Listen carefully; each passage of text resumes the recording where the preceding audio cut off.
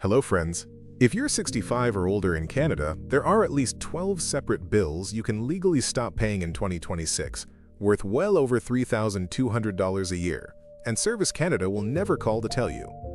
I'm going to give you all 12, with the exact dollars and the one step each one takes, but stay with me until number 12, because that's the one almost every working senior gets completely backwards, and it's costing them the most. Number 1. The age amount tax credit. The moment you turn 65, the government lets you knock a large chunk off your taxable income, but only if you claim it on line 30100. For 2026, the age amount is $9,208, and at the lowest federal rate that erases about $1,289 off your federal tax bill, and Ontario stacks its own age amount on top of that. You get the full amount if your net income is under $46,432. Above that it shrinks, and it's gone near $107,000. The mistake that causes people: seniors with low income don't file a return, assuming they owe nothing anyway.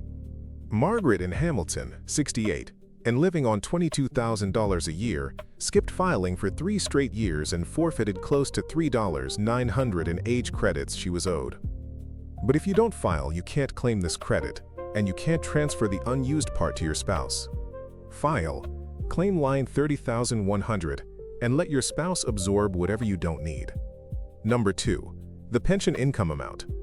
On top of the age credit, Canada lets you shelter the first $2,000 of eligible pension income from tax on line 31400, worth roughly $280 in federal tax saved, plus the provincial slice.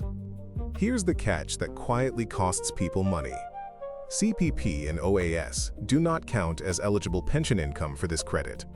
What counts is a company pension at any age, or, once you're 65 or older, withdrawals from a RRIF or an annuity. So the move is simple.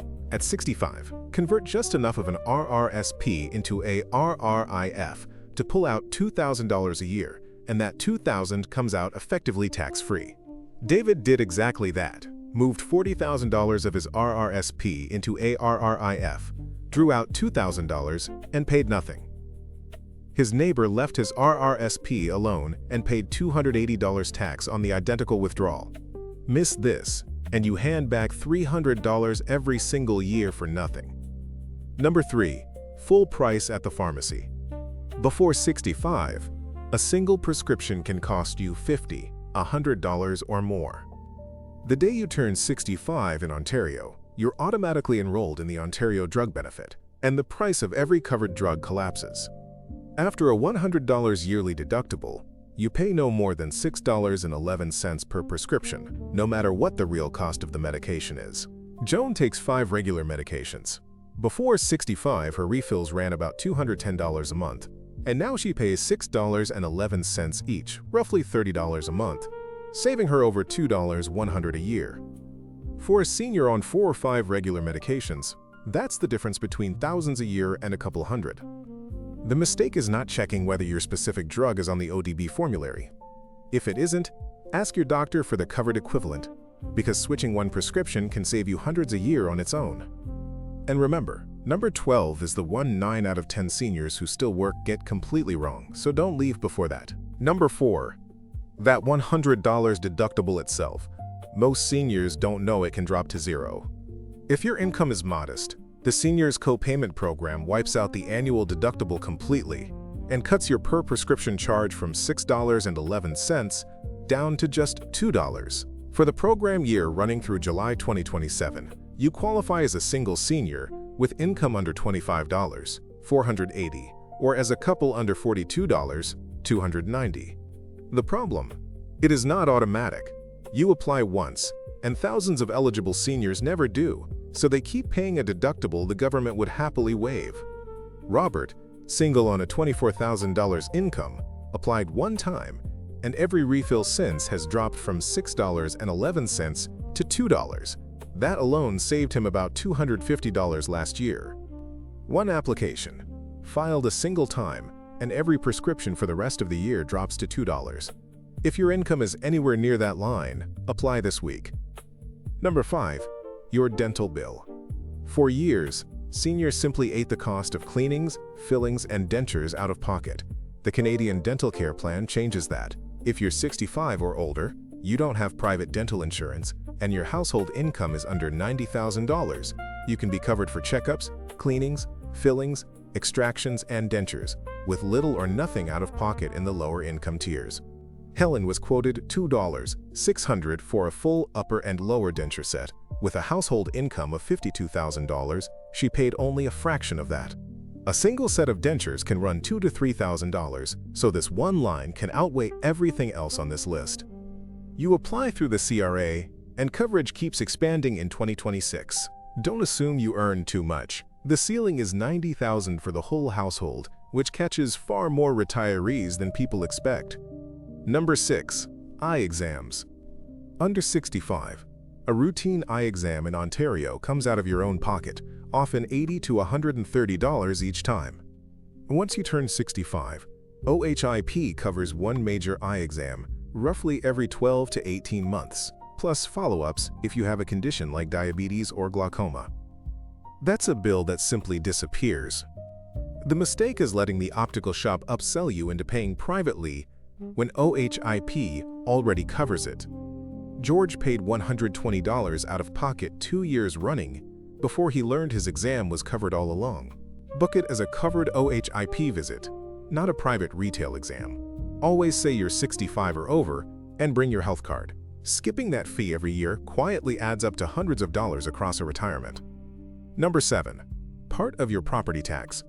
If you own your home in Ontario and you're 64 or older, the Ontario Senior Homeowners Property Tax Grant hands you back up to $500 a year toward your property taxes. You get the full $500 as a single senior with income of $35,000 or less, or as a couple at $45,000 or less, and it phases out around $50,000. But here's where people lose it. You don't get it by asking your city. You claim it on Form On-Ben when you file your income tax return. Frank, a single homeowner earning $31,000, ticked on Ben and $500 landed 6 weeks after his assessment. The year before, he missed the box and received nothing. Skip the return, or skip that box, and the $500 simply never arrives. File, tick on Ben, and the money lands a few weeks after your notice of assessment. Number 8. Sales tax quietly refunded.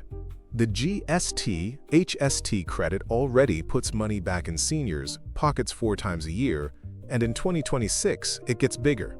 Starting July 2026, it's being rolled into the Canada Groceries and Essentials benefit, increased by 25% for 5 years, worth up to $533 a year for a single senior and $698 for a couple, plus a one-time top-up landing by mid-2026 for anyone who received the January payment. It's non-taxable and you don't apply separately. Filing your tax return is the application. The only way to lose it is to not file. Doris went 2 years without filing and missed roughly $1,000 in credits that would have arrived automatically. Every year a low-income senior skips a return, they throw away a benefit that would have shown up on its own. File, and it just shows up. Number 9. The full transit fare. If you're still paying the standard adult price to ride, stop. At 65, Go Transit, the TTC and transit systems across Ontario give you a senior fare that can cut the cost of a ride by a third or more, and some municipalities offer free rides on certain days. In Toronto, seniors 65 and over ride the TTC on a discounted pass, and Go Transit gives 65-plus riders a standing discount on every trip. No special day required. Bill rides Go from Oshawa to Union twice a week. The senior fare saves him about $6 a round trip, over $600 a year, but only after he loaded the discount onto his Presto card. The mistake is not carrying proof of age or not loading the senior discount onto your Presto card. The driver won't apply it for you. Set it up once, and every ride is discounted from then on. Number 10. The cost of staying in your own home. Ontario's Seniors Care at-Home Tax Credit refunds 25% of eligible medical expenses up to $6,000. That's up to $500 back for lower and middle-income seniors 70 and over, covering things like attendant care, walkers, and hearing aids.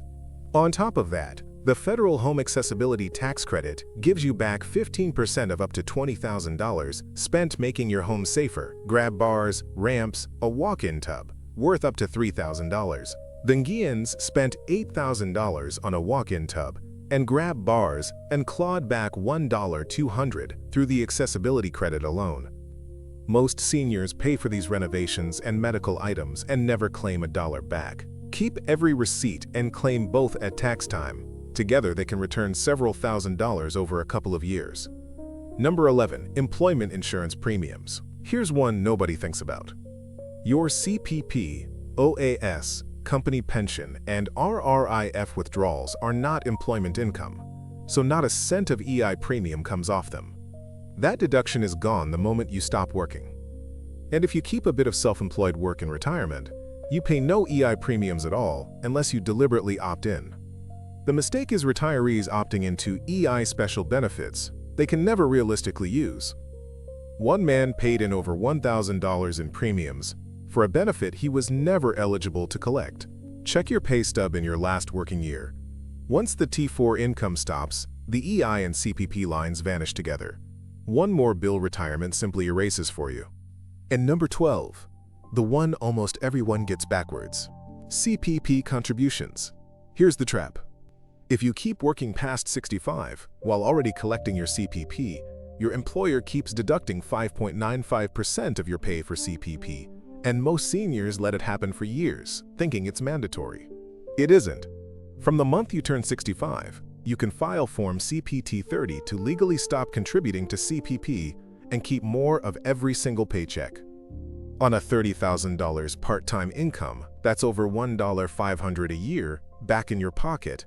Ted worked 3 years past 65 without filing CPT-30 and handed over more than $4,500 he could simply have kept.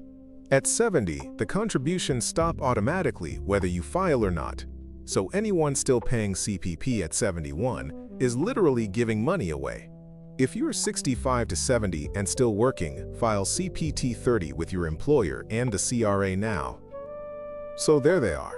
12 bills you can stop paying in 2026, easily over $3,200 a year, and not one of them arrives unless you claim it. Your one action this week: if you're working past 65, file Form CPT-30, and if your income is modest, apply for the Seniors Co-Payment Program. Pick the one that fits you and do it now. If this helped, subscribe and share it with one person over 65 who needs it, because the ones who find out in time are the ones who keep the money.